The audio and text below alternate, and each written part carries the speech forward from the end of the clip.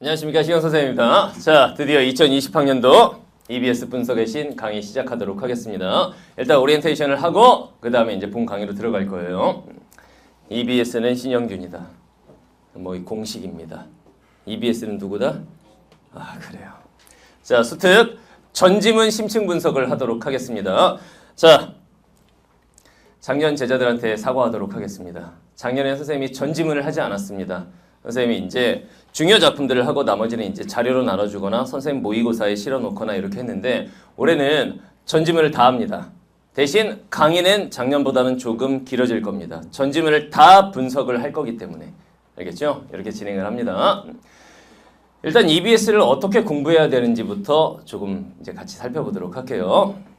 여기 이제 재수생이니까 작년에 시험장에서 EBS 연계 파괴력을 느꼈나요? 네. 느꼈어요? 문학에서. 문학에서 그렇죠. 다른 영역들은 어땠는지 한번 볼게요. EBS 영역별로 이 얘기를 왜 하냐면은 EBS 수능 특강이 몇 권짜리가 나왔어요? 3권이 나왔습니다. 3권. 본교재가 이제 3권이 나왔잖아. 화법, 작문, 문법 1권, 그 다음 독서 1권, 문학 1권. 애들이 선생님한테 진짜 많이 물어보는 게 선생님 이 3권 다 풀어야 됩니까? 이거 되게 많이 물어봅니다. 다 풀어야 되니? 아니야? 재수생이잖아. 재수생은 다 풀어야 돼. 이게 무슨 얘기냐? 시간이 되면 다 푸는 것이 당연히 좋습니다. 그런데 재학생들의 경우에는 3권을 다 풀기에는 너무 좀 힘들 수가 있어요. 특히나 예체능 계열 학생들이나 이과 학생들 같은 경우에는 국어에 그렇게 많이 투자할 시간이 그렇게 많지 않잖아. 그렇기 때문에 좀 전략적으로 갈 필요는 있겠는데 그러면 어느 부분을 더 강조하고 어느 부분을 좀 신경을 덜 써도 되느냐? 작년 수능 시험지를 보면 확인할 수가 있습니다. 잘 봐요. 일단 화법 선생님이 진짜 철저하게 분석해놨어. 왼쪽은 작년 수능, 오른쪽은 작년 EBS입니다.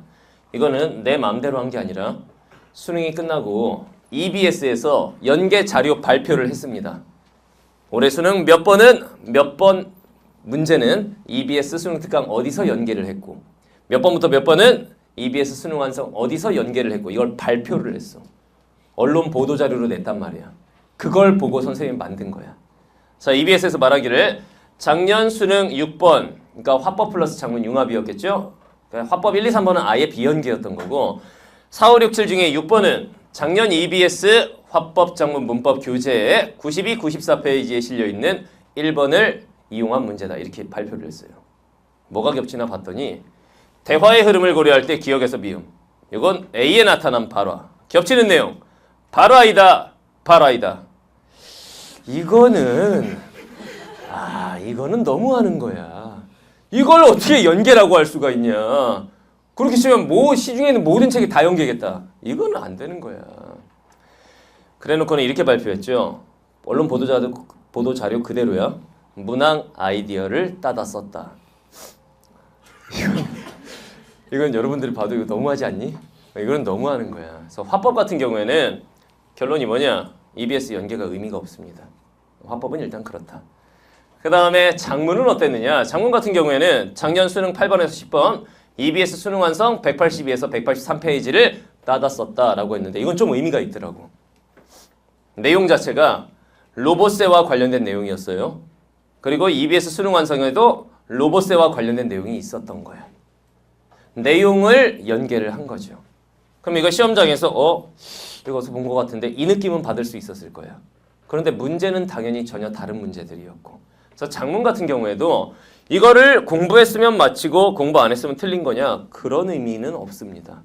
그래서 더군다나 수능 완성에는 로봇세 부과에 대해 학생들이 토론한 내용 토론이었어요. 토론은 화법이야 작문이야? 화법이잖아. 토론은 화법이잖아. 그런데 수능 8번에 10번은 작문이었습니다. 화법 지문의 일부를 인용해서 작문으로 바꿔치기를 한 거야. 그렇기 때문에 연계성 느끼기 쉽지 않았을 겁니다. 결론이 뭐냐? 작문 연계도 별 의미가 없다. 화자까지는 여러분들이 이제 실력을 갖춰서 푸는 것이 더 중요하다는 얘기입니다. 알겠죠? 지문을 떠올려서 풀고 그렇게 느껴지지 작년 수능이? 안 되죠 그게. 그죠? 자, 그럼 문법은 어떠냐? 문법은 5문제 중에 4문제를 EBS 연계를 했다라고 발표를 했습니다. 어떤 식으로 연계했는지 발표했는지를 볼게요. 작년 수능 11번 EBS 수특 199페이지를 그대로 따다 썼다라고 발표를 했어요. 보니까 작년 수능 11번이 이런 내용입니다. 최소 대립상, 국어의 모음체계 막 이런 것들. EBS 수능 특강 화장문 199페이지에 이런 내용이 있습니다. 잘 봐! 봤지? 이런 식이에요. 이거는 내 책에도 있어. 내 문법 책에도 있다고. 모든 교재에 다 있어. 이건 문법 책이면. 이렇게 연계 발표를 했습니다. 그리고 뭐라고 발표했냐면은 EBS에 수록된 개념을 활용했다. 이거는 EBS에만 특별하게 들어있는 개념인가요? 그렇지가 않아. 그리고 이걸 제외한 나머지 문법 문제도 다 이런 식이었어. 무슨 말인지 알겠죠? 중세국어 문법 EBS에도 있었어. 이런 식이기 때문에 이거는 사실상 의미가 없습니다. 어떤 책으로 공부하든 이런 개념은 다 나와요. 알겠죠? 그래서 EBS 같은 경우에 문법 연계도 의미가 없다. 결론은 화작문은 EBS는 크게 중요하지 않다라는 걸 알 수가 있어요. 선생님이 않다라고 주장하는 게 아니고 직접 시험지대 EBS를 비교해 보니 그렇더라 이거지. 이거는 작년만 그랬던 게 아니라 재작년도 그랬고 계속 그랬습니다. 자, 그러면은 화작문은 시간이 안 된다면 굳이 풀 필요는 없다라는 거지. 시간이 되면 물론 푸는 게 좋고. 화작문은 기출문제에도 한계가 있습니다. 화법이 생긴 지 얼마 안 됐잖아요. 화작 융합이 나온 지도 얼마 안 됐고. 그러니까 다른 문제집을 푸느니 차라리 EBS를 푸는 것이 좋다라는 측면에서는 시간이 되면 푸는 게 좋습니다. 근데 도저히 시간이 안 되면 안 풀어도 무방하다. 자, 여러분 비문학 같은 경우에 어땠느냐? 비문학은 작년에 EBS 풀었어 안 풀었어? 수능 특강 풀었어요? 시험장에 갔을 때 비문학 풀 때 이거 수능 특강 이거 좀 연계성이 느껴졌어? 안 느껴져요? 그러면 제대로 공부 안 한 겁니다. 제대로 비문학 공부한 친구들은 약간은 느껴졌어야 돼. 약간. 작년 수능 27에 32번 그 악명 높은 우주론 지문입니다. 31번 만유인력의 법칙과 관련된 그 문제가 있었던 지문인데 자 EBS 수능 완성 66, 67페이지를 따다가 출제를 했다라고 발표를 했습니다. EBS에서 발표를 했다는 얘기야. 참 볼게요. 이런 내용이었습니다. 뭐 뉴턴이 어쩌고저쩌고 만유인력의 법칙 이런 내용이었죠. 수능 완성에도 이런 내용이 있습니다. 자 겹치는 거 볼까요? 만유인력에 대한 거고 이것도 만유인력에 대한 건데 이거를 떠올려서 이걸 풀면 그 31번 문제를 맞힐 수가 있느냐? 때려 죽여도 못 맞춥니다. 그리고 이거는 잘 느끼지도 못합니다. 그리고 뉴턴의 만유인력의 법칙이라는 말을 EBS 수능 완성을 통해서 처음 들은 애들은 그럴 리도 없겠지만 이건 우리가 기본적으로 들어본 적이 있는 말들이잖아. 그리고 여기 이제 뭐 케플러도 나오고 수능 완성에도 케플러도 있었고 비교해 보니까 실제로 키워드가 되는 인물들이 겹칩니다. 학설들도 일부 겹치고. 그런데 수능에서는 여기다가 중국으로 이게 전파되면서 이런 내용이 추가가 된 건데 EBS에는 그런 내용은 없었어요. 근데 실제로 수능 시험에서는 서양의 천문학이 중국으로 영향을 미치면서 이런 내용부터 나오기 시작하니까 애들은 처음 보는 거네 이렇게 풀었을 가능성이 높다는 얘기지. 알겠죠?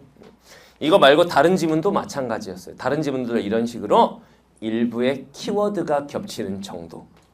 이게 비문학 연계입니다. 그럴 수밖에 없는 게 이 비문학 지문은 누가 쓴 거야? 수능을 출제하시는 교수님이 과정이 이렇게 돼. EBS 연결을 해야 되잖아. 비문학 지문 쫙 보다가 이거 좋네! 그렇지만 똑같이 쓸 수는 없어. 그래서 자기가 다시 직접 쓰시는 글이에요. 그렇기 때문에 글이 똑같진 않아. 중간중간 키워드들이 좀 겹치는 거지. 물론 그것만으로도 도움이 될 수는 있습니다.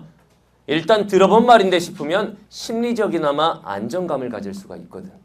실질적으로 문제 풀 때 그렇게 도움이 되는 건 아니다. 지문 활용을 합니다. 그렇지만 체감 연계율이 낮다. EBS에서는 연계했다고 발표를 하지만 수험생들 입장에서 시험장에서 느끼는 연계율을 체감 연계율이라고 합니다. 네가 피부로 느끼는 거. 그건 낮다라는 거죠. 그래서 결론이 뭐냐? EBS 학습보다 비문학은 기출이 더 중요합니다. 독해력 증진 학습을 하는 것이 더 중요하다라는 게 결론입니다. 되겠죠? 자, 문학적으로 한번 넘어가 볼게요. 시, 소설 이렇게 좀 갈라서 볼게요. 시문학 같은 경우에 작년 수능에 33에 35번 그리고 EBS 수특 101, 103페이지를 비교해보면 김준수 작가의 샤갈의 마을에 내리는 눈 나왔던 거 기억나나요? 수능특강 문학편에 김춘수 작가의 샤갈의 마을에 내리는 눈 작품이 어때요? 처음부터 끝까지 똑같습니다. 물론 가, 나로 나왔을 때 가에는 비연계 작품, 나에는 연계 작품 이렇게 간 거야. 그러니까 두 개 중에 한 작품이 EBS에 있는 작품이 그대로 나올 수밖에 없어. 왜 그대로 나올 수밖에 없을까? 원작을 훼손할 수는 없는 거잖아. 수능 출제 교수님이 작품 좋군. 그럼 요걸 바꿔 이육사의 고흐의 마을에 내리는 눈 이렇게 바꾸면 되냐? 말도 안 되는 거거든. 그래서 원작을 그대로 갈 수밖에 없기 때문에 시 같은 경우에는 똑같이 출제가 된 거죠. 근데 고전 시간은 살짝 다르긴 했어요. 고전 시간은 어떻게 달랐냐면 작년 수능 43에 45번 그리고 EBS 수능특강 문학편 79페이지에서 81페이지. 작년 수능 43에 45번 김인겸의 일동장유가 그리고 수특에 실려있던 김인겸의 일동장유가 보시면 같은 작품이죠. 그리고 배방에 누워있어. 배방에 누워있어. 여기부터 여기까지는 똑같은데 실제로 이 일동장유가 수능에는 이 중략이 나오고 이후에 이만큼이 더 있었죠. 그 부분은 EBS에 없던 부분이었어요. 그러니까 중간 부분까지는 EBS를 그대로 실어놓고 중략한 다음에 가사 작품에서 긴 작품이거든.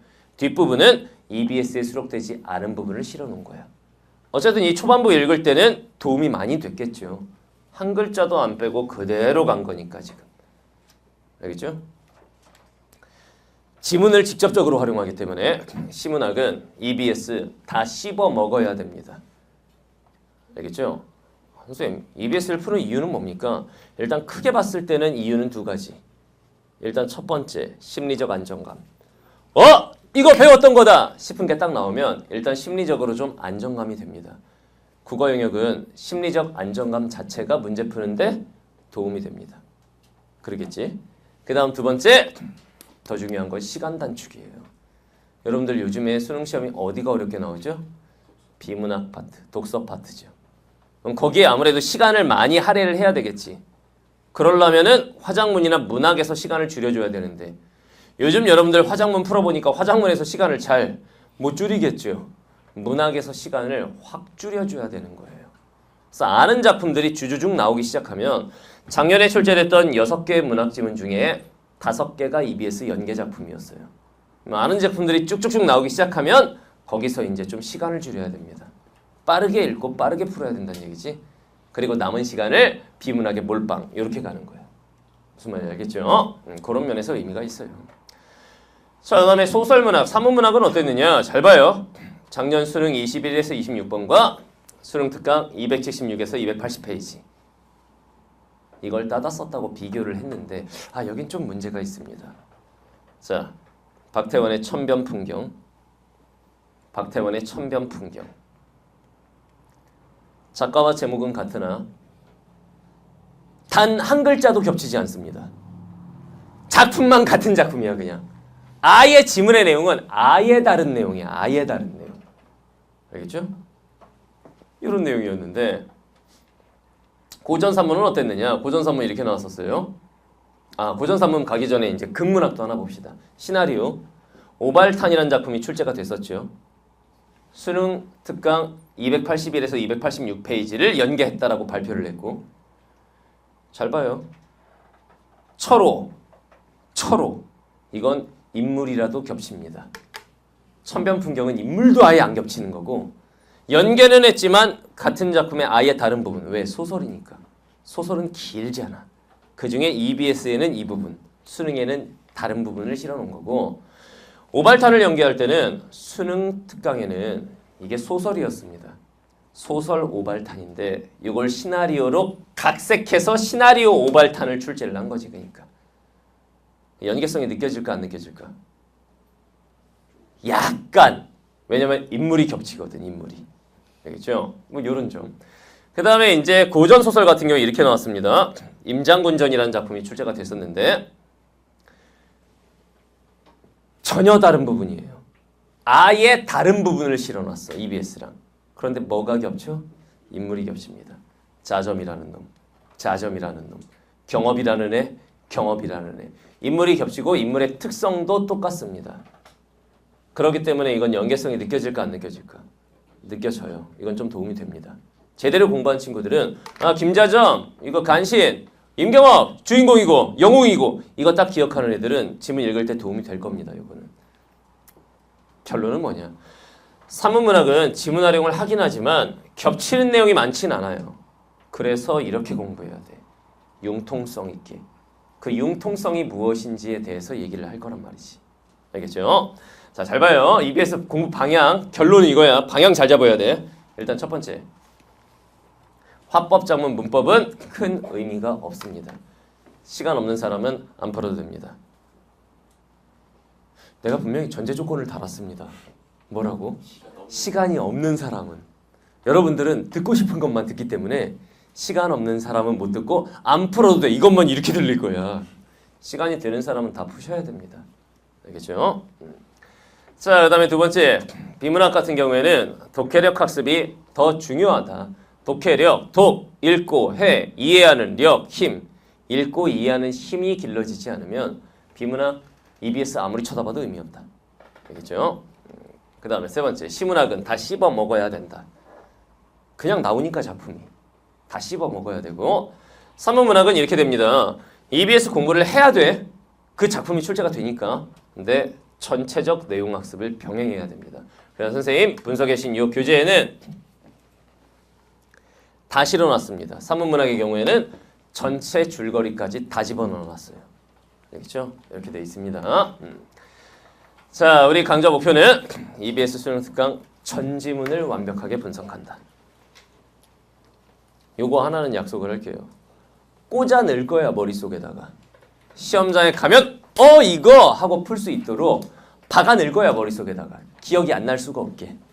그걸 목표로 합니다, 이 강의는. 자, 강의 그 구성을 좀 설명을 할게요. 잘 봐. 선생님 강의의 특징입니다. EBS 강의의 특징.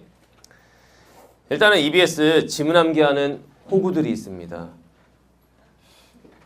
지문을 암기하듯이 공부하면 돼, 안 돼? 안 됩니다. 암기라는 건 까먹게 돼 있기 때문에 이해를 해서 머릿속에 남겨야 돼.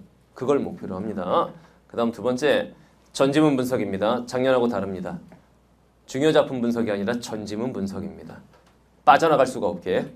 그 다음 EBS 학습은 EBS 공부만 딱 하고 나면 시험장 가면 문제 다 맞나요? 그렇지 않습니다. 왜? 문제는 EBS 문제가 아니에요. 그래서 변형 문제들. 그 변형 문제도 단순한 단답형 문제 이런 게 아니라 수능형 문제를 풀면서 공부한 내용을 적용해야 되겠지. 그래서 수능형 변형 문제.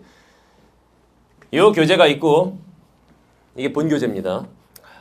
너구리 표지 어때요? 이뻐요. 그리고 연타로 이것과 다른 파스텔 톤으로 변형 문제집이 나올 겁니다. 전지문 다 만들었어요. 아무 데서도 못 구하는 문제야.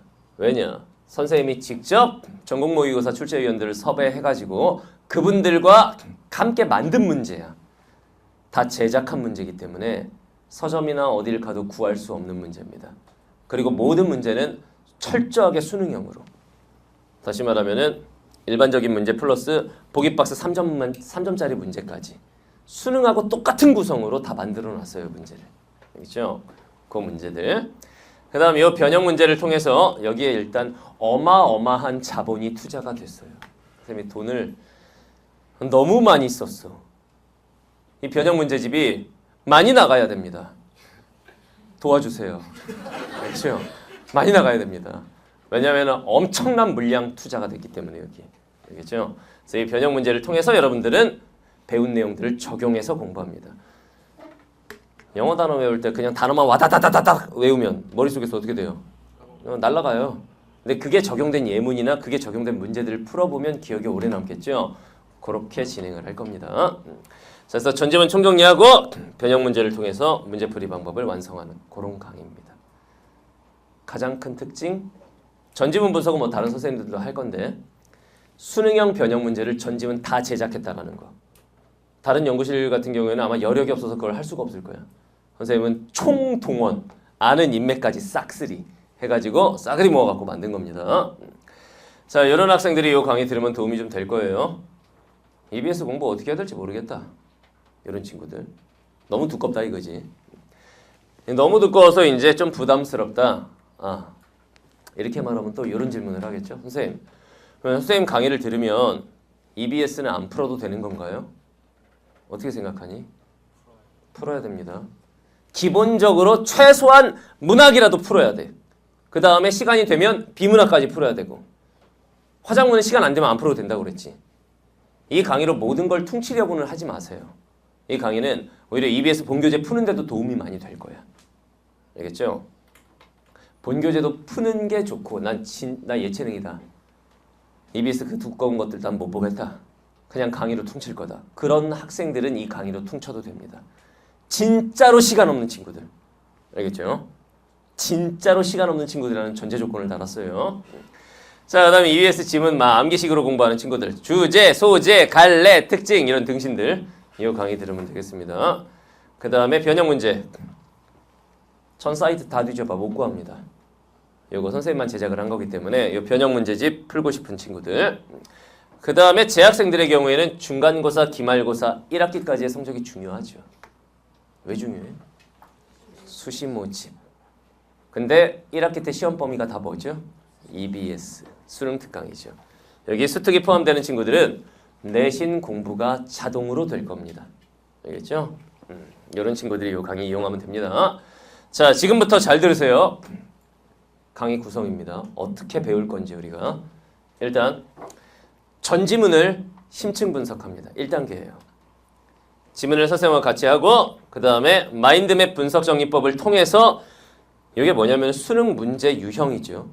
수능 문제 유형에 맞게 지문을 철저하게 분석을 합니다. 본문이 실려 있습니까? 본문이 다 실려 있습니다. 그래서 EBS 본교재를 옆에 놓고 공부하는 게 아니에요. 선생님 교재만 가지고 공부하는 겁니다. 아예 지문을 다 실어놨어요. 알겠죠?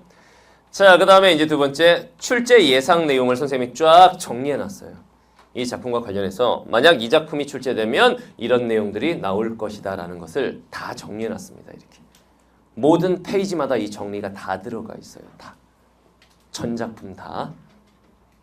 그리고 세 번째, 심화자료학습. 이건 뭐냐면 잘 봐.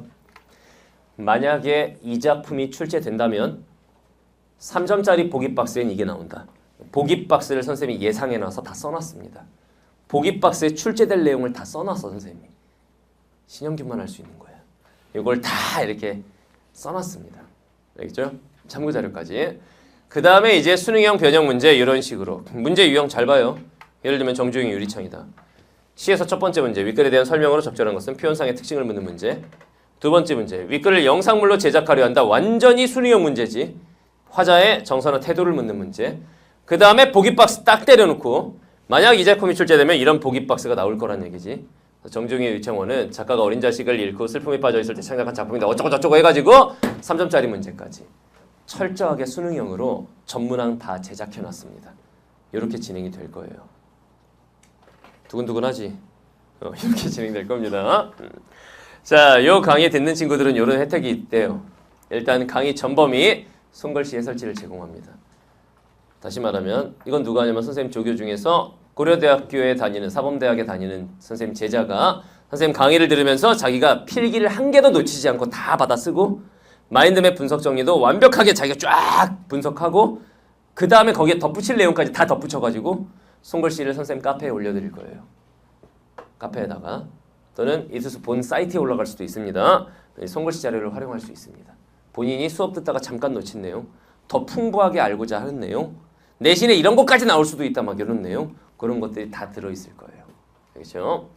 그 다음에 EBS 특공대, 이름은 유치하지만 굉장히 좋은 겁니다. 이게 뭐냐면은 8주 정도 진행이 되는 걸로 알고 있는데 일주일에 한 번씩 EBS 지문만을 활용한 모의고사가 제공됩니다. EBS 지문만으로 구성된 20문제 정도 되는 미니 모의고사. 거기에는 물론 손글씨 해설지까지 다 제공됩니다. 그래서 본인이 이 강의를 듣는 친구들은 이걸 신청할 자격을 부여할 테니까 EBS 특공대 신청을 한 다음에 그 다음에 일주일에 하나씩 올라오는 거. 자기가 쫙 이제 시험지 풀고 분석 정리한 걸 스캔 떠서 선생님 Q&A 사이트에 올려주면 그거 피드백도 다 해줍니다. 너는 이러이런 부분이 부족하니까 이런 공부를 해라. 뭐 이런 식으로. 알겠죠? 이것도 되고 물론 현장 강의 친구들도 다 할 수 있습니다. 알겠죠? 그 다음에 엄청난 영광이죠. 신영균 T의 카페. 이미 가입자가 2만 명이 넘습니다. 이 카페에 정회원으로 등업해 줄 거예요. 왜 등업을 해주느냐. 이 등업이 되어야만 이걸 볼 수 있습니다. 선생님 손글씨를 하도 애들이 막 사이트 여기저기 퍼다 날라가지고 정회원이 아니면 못 보게 막아놨어요. 알겠죠? 그래서 이 강의 듣는 친구들은 카페 정회원으로 올려드리겠습니다. 손글씨 해설지. 이거 말고도 엄청난 자료들이 많이 있어요. 알겠지? 이렇게 됩니다. 이 EBS 강의 같은 경우에는 살짝 선생님 자랑을 하자면 일단 여기 현장은 마감입니다. 처음 강의할 때랑 지금 비교해보면 깜짝 놀랐죠. 여기는 완전 마감입니다. 현장은. 그리고 선생님 전 지역 EBS 강의를 하는 전 지역 다 마감입니다. 예를 들면 어제 이제 뭐 학원에 설명회를 갔었는데 이건 사실이니까 있는 그대로 말할게요. 걔네들도 보고 있을 테니까 현장 강의들도. 현장 강의들도 OT는 인강으로 봐 이렇게 했거든. 설명회 갔어요. 근데 어떤 학부모님이 내 차례도 아닌데 후다닥 뛰어오셔. 자기 애를 등록을 시키고 싶다. 시키세요. 그랬더니 대기가 너무 길대. 거기는 이제 한 반에 약 150명가량이 함께 수업을 듣는데 뒤에 대기생이 너무 많은 거야. EBS 수업 들어가는 순간 싹 다 마감이 났습니다. 그래가지고 자기 애를 먼저 넣어달라고 말씀을 하시더라고. 그리고 내가 그럴 수는 없다. 그럴 수는 없는 거잖아. 뒤에 기다리는 애들이 있는데. 선생님 EBS 강의가 워낙 유명하다 보니까 EBS 강의 하는 순간 싹 다 마감이 났습니다. 그러니까 여러분들은 강의를 통해서 집에서 이제 인강으로 듣는 친구들은 편안하게 들을 수 있잖아요. 편하게 듣지 마세요. 머리 굴리면서 들으세요. 편안하게 그냥 필기만 하고 있다가 그냥 오늘 수업 끝 이렇게 듣지 말고 머리 쓰면서 본인도 머리를 쓰면서 같이 생각하면서 듣도록 하세요. 알겠죠? 자, OT는 여기까지 하고 같이 달릴 준비 됐죠? 본강에서 봅시다.